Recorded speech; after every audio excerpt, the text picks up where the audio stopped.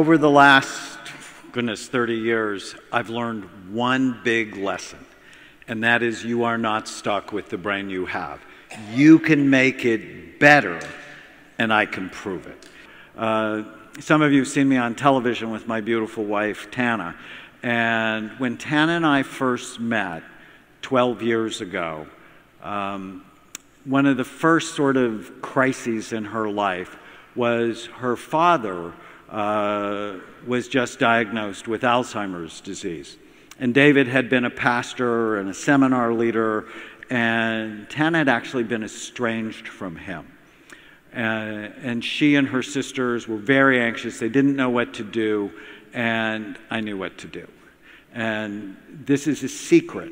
If you want to get a beautiful woman to fall in love with you, do something really nice for someone they love. And so I'm like, you need to bring them to the clinic in Costa Mesa. And so when I scanned David, so that's what we do at Amen Clinics, it's different than anywhere else in the world. I'm like, you can't diagnose Alzheimer's disease unless you get a functional imaging study. Well, the image on the left is a healthy SPECT scan. SPECT is the study we do at Amen Clinics. The image on the right is what a typical Alzheimer's patient looks like. The back half of the brain is dying. And the problem with this is this pattern actually happens in your brain decades before you have any symptoms. So when you can't find your way home, that's not early in the illness, it's late. And so that's why I advocate people get screened. If you have Alzheimer's disease in your family, you should get scanned when you're 40. You want to know early, not late. So when I heard what was going on with David, he was a recluse, he wouldn't come out of his room, he was on multiple medications. My thought is, I have to see him. And so one of the first things we do is we scanned him. And so Alzheimer's on the left, David is on the right. David doesn't have Alzheimer's. David ended up having this very interesting disorder called pseudo dementia, which means you're seriously depressed, but it shows up like you have memory problems. Isn't that interesting? And took him off all of his medication. And on the treatment plan I'm going to share with you, within 3 months, he's energetic, his memory's back, he's beginning to live independently, and 7 months later, he taught an all-day seminar. It's just a stunning reversal. And so many people who are diagnosed with dementia or Alzheimer's disease have something that is potentially treatable, when most of the doctors go, I'm sorry, you should get your affairs in order. And then they actually will put them in a place, a long-term care facility, and let them choose their own food, which is just the dumbest thing, because you know, a lot of you have trouble making the right decisions with a reasonably healthy brain. Take a demented person and give them a menu. That's a really dumb idea, because high sugar foods and foods that turn to sugar accelerate memory loss. So anyways, Tana became a huge fan of our work, which made me really happy. Here's the secret. This is what the course is built on. Memory rescue is based on one very simple idea. If you want to strengthen your memory or get it back if you think it's headed to the dark place, you have to prevent or treat the 11 major risk factors that steal your mind. And in the book, I go into it in great detail. I'm going to give you some of the highlights here. And what really excites me about this is almost all the risk factors are preventable or treatable.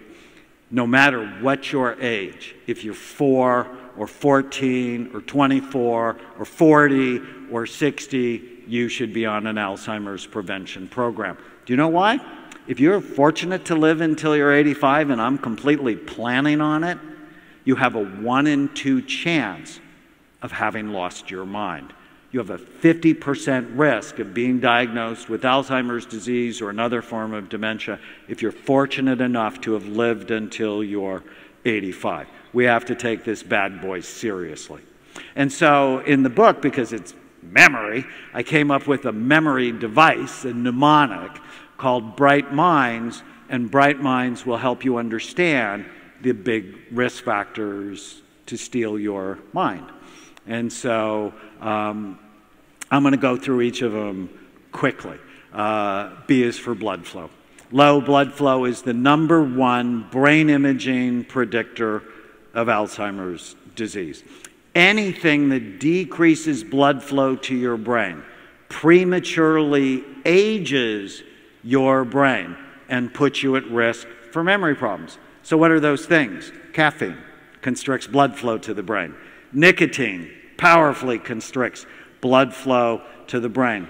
If you have hypertension, as blood pressure goes up, blood flow to the brain goes down and actually makes your brain smaller. It's a bad thing. Brain is the only organ where size matters, right? There's no other organ in your body where size matters. Heart disease, not exercising, having erectile dysfunction, because it's about blood flow. Right? If you have blood flow problems anywhere, it likely means they are everywhere. And so you have to treat all of the risk factors. And the simple things, ginkgo, love the supplement ginkgo. Why? Because the prettiest brains I ever see are people take ginkgo. Increases blood flow to the brain, and exercise, especially coordination exercises. So low blood flow, #1 brain imaging predictor of Alzheimer's disease. You don't want that. That's why you want to park far away whenever you go to the store and walk. And it's why I wear my Fitbit, because I have an idea. I'm helping my brain or I'm hurting my brain. Retirement and aging is another major risk factor. When you stop learning, that's why this conference is so important to you. When you stop learning, your brain starts dying. Your brain actually starts to disconnect itself. The older you get, the more serious you need to be about your health. You just have less margin for error. And a lot of people go, well, I'm 40 and my memory's no good. That's normal. It's like, no, it's because you have bad habits. Or I'm 50 and my memory's no good. That's normal. It's like, no, you have bad habits. Or I'm 70 and my memory's no good. That's normal. It's common, but it's because you have bad habits. Coordination exercises are great for the brain. The I in Bright Minds is for inflammation, which comes from the Latin word to set a fire. When you have high levels of inflammation in your body, it's like you have a low-level fire that's destroying your organs. Now, how do you know? You have joint pain, or you have muscle pain, or you do these blood tests called C-reactive protein. It's a measure of inflammation, or you have a low omega-3 fatty acid index. We did a study on 50 consecutive patients who came to Amen clinics. 49 of them had suboptimal levels. It horrified me. And it's because we're either not eating enough fish or we're not taking omega-3 fatty acid supplements. The G in Bright Minds, which is really interesting, is genetics. And when I was in medical school, we had this idea, well, it's your genes that are causing diabetes, or it's your genes that are causing Alzheimer's disease, or it's your genes that are causing you to need glasses. And what we learned, which is really different, is it's not just your genes. It's your habits that turn on or off certain genes that make illness more or less likely in you, but also your babies and your grandbabies. So it's not just about you, right? I mean, I've lived my whole life until I realized that, well, it's about me. And it's not about me. It's about generations of me. If teenagers eat poorly, if a boy and girl eat poorly as a teenager, they just increase their risk of illness in their kids. That's horrifying, which is why we have a high school course that teaches kids how to love and care for their brain. So a big genetic risk factor is if you have Alzheimer's disease in your family, you need to be serious about prevention as soon as possible. And what we found out, so there's one gene that's called the apolipoprotein E4 gene. If you have one of them, you have a 250% increased risk of Alzheimer's. If you have two of them, you have like 1,000% increased risk. But we found that exercise and eating the right foods, especially the spice turmeric, help people with the gene way more than it helped people who didn't have the gene. So it is not a death sentence. Having the genetic risk is not a death sentence. It should be a wake-up call. So the most important genetic strategy, you've got to be serious. H is for head trauma. Your brain is soft, about the consistency of soft butter. Your skull is really hard and it has sharp, bony ridges. Stop letting your children play football. It's actually neglect if you do. Stop letting them hit soccer balls with their head.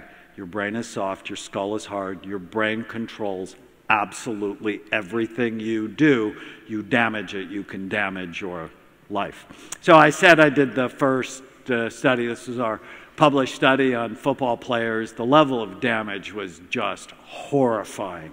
But what really excited us on this program, 80% showed improvements in blood flow and memory, attention, mood, and sleep. The T in Bright Minds is for toxins, so much to talk about here. But it's also the personal products you put on your body. When I first started doing imaging, these were my drug addicts. The scans were so powerful, I brought them home to my 4 children and effectively induced anxiety disorders in all 4 of them when it came to drug abuse. I'm like, seriously? Are you that dumb? Come on. And, but what I also found was smoking, carbon monoxide, cancer, chemotherapy, radiation, heavy metals, and mold all damaged your brain in very much the same way. And, you know, when they took lead out of gasoline, that was really helpful. 23 years later, the murder rate dropped dramatically. One of my good friends, Dave Asprey, the CEO of Bulletproof Coffee, when he first came to see me, his brain just looked like total crap. And what we discovered is he had mold in his home from water damage. And on a rehabilitation program, years later, his brain looks so much better. You are not stuck with the brain you have. M in Bright Minds is for mental health. Issues like ADD, anxiety, depression, post-traumatic stress disorder, grief, all increase your risk of serious memory problems. If you have them, don't think you're not normal. 51% of the US population at some point in their life will suffer with a mental health issue. If you have one, you're actually more normal than people who don't have one. Just be smart and get the best help you can. And it doesn't mean medication. For depression, head-to-head against fish oil, they're equally effective to antidepressants. Head-to-head against exercise. Exercise is equally effective as antidepressants. Learning how not to believe every stupid thought you have has been shown to be effective for depression. The I in Bright Minds is for immunity and infections. They're major cause. You're going to hear so much more about this in the coming decades. But a great example is Chris Christopherson, who was diagnosed with Alzheimer's disease, who saw one of the doctors who works in my clinic, Mark Philaday, diagnosed him with Lyme, and on an antibiotic and hyperbaric oxygen, he got his memory back. Now, and he went back touring on the road. How exciting is that? You don't know unless you look, unless you do the appropriate lab studies, the appropriate brain imaging studies. How do you know unless you actually look? Easy to say, you have Alzheimer's disease, I'm sorry, get your affairs in order, and accelerate someone's death by letting them choose bad food, right? I'm not okay with that. That just sounds psychotic to me. And I'm a psychiatrist. I get to diagnose psychosis, right? That is a psychotic process. The N in Bright Minds is neurohormone deficiencies. I can't tell you how many people we see suffer with low thyroid, low testosterone, low estrogen or progesterone. Measure. Peter Drucker said this, right? Sort of a business conference. You can't change what you don't measure. And so if you've not had your hormones assessed, you need to do that. And in Memory Rescue, I talk all about how to do that.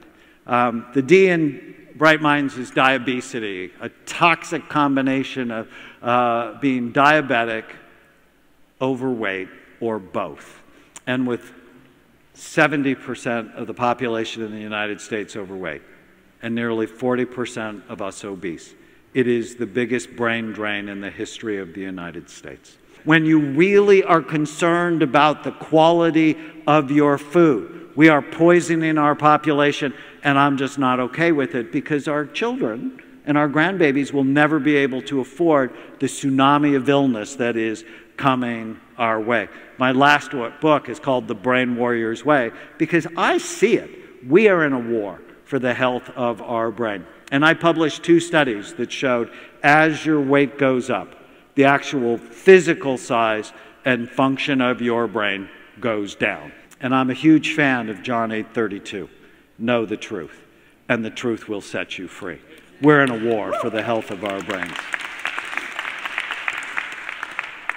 The S in Bright Minds is for sleep. 60 million Americans have sleep-related issues. You need to covet 7 hours of sleep at night.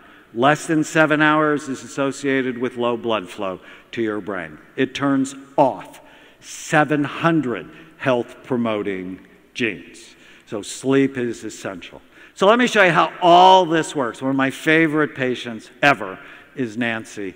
So Ray White is one of my football players. He was a linebacker for the San Diego Chargers. He joined my study so I would see his wife. And Nancy has just diagnosed with frontal temporal lobe dementia, which is wicked dementia, where your front part of your brain deteriorates.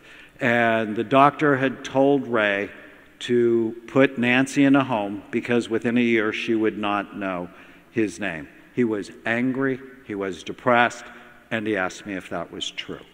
And when I scanned her, she had frontal temporal lobe dementia. You can just see the whole front part of her brain is gone.